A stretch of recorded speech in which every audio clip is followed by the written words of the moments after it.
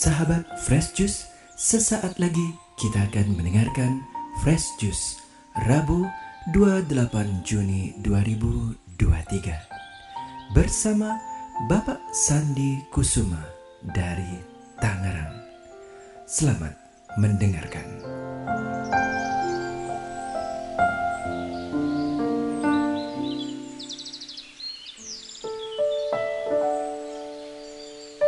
Para pendengar dan pewarta Daily Fresh Juice, bacaan Injil hari ini diambil dari Injil Matius pasal 7 ayat 15-20 tentang nasihat Yesus agar kita berhati-hati terhadap pengajaran sesat yang tidak berasal dari ajaran Yesus dan bisa jadi malah bertentangan.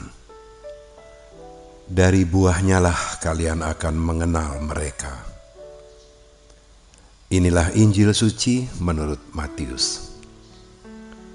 Dalam khotbah di bukit, Yesus berkata, "Waspadalah terhadap nabi-nabi palsu yang datang kepadamu dengan menyamar seperti domba, tetapi sesungguhnya mereka adalah serigala yang buas. Dari buahnya lah kalian akan mengenal mereka. Dapatkah orang memetik buah anggur dari semak duri atau buah ara dari rumput duri? Camkanlah, setiap pohon yang baik menghasilkan buah yang baik, setiap pohon yang tidak baik menghasilkan buah yang tidak baik. Tidak mungkin pohon yang baik itu menghasilkan buah yang tidak baik, ataupun pohon yang tidak baik itu menghasilkan buah yang baik. Dan setiap pohon yang tidak menghasilkan buah yang baik pasti ditebang dan dibuang ke dalam api. Jadi, dari buahnya lah kalian akan mengenal mereka." Demikianlah sabda Tuhan.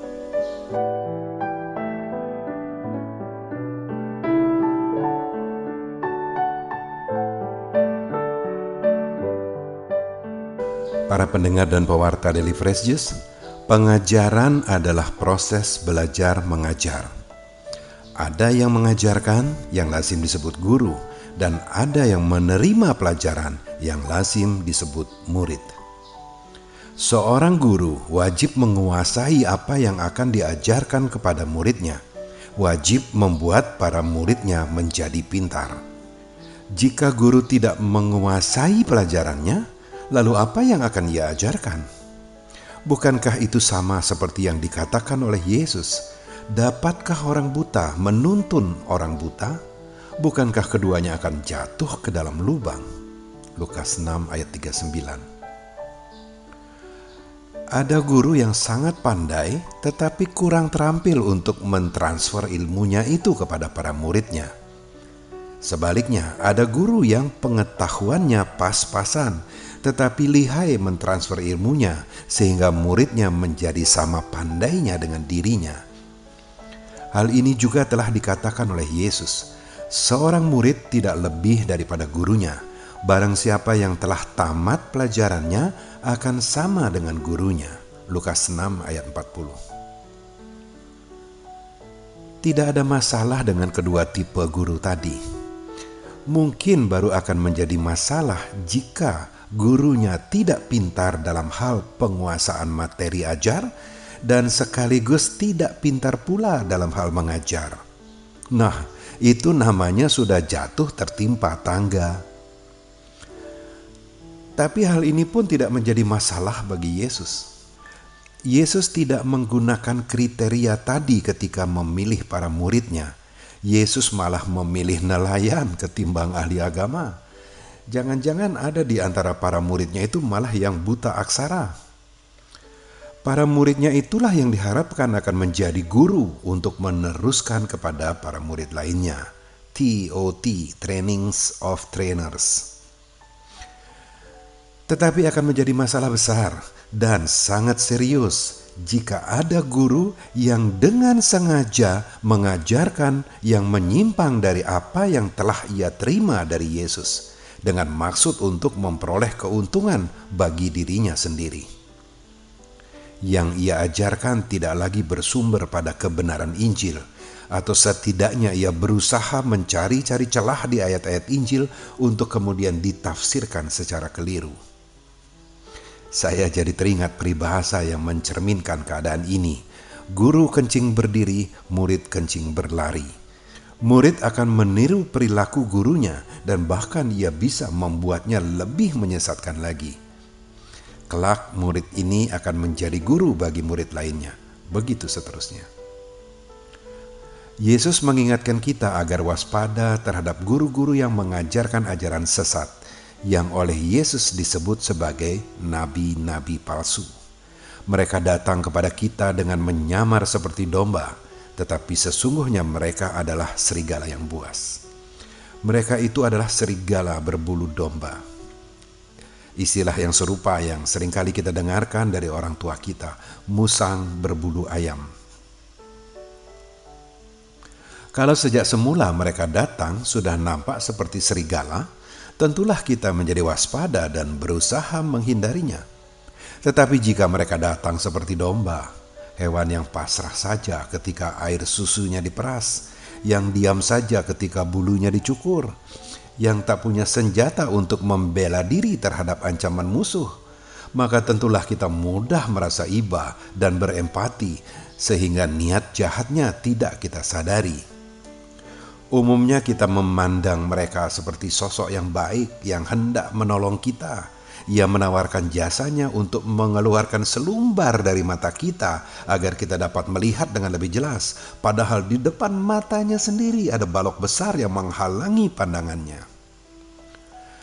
Hendaknya kita jangan sampai salah menerima ajaran Yesus tentang serigala berbulu domba ini.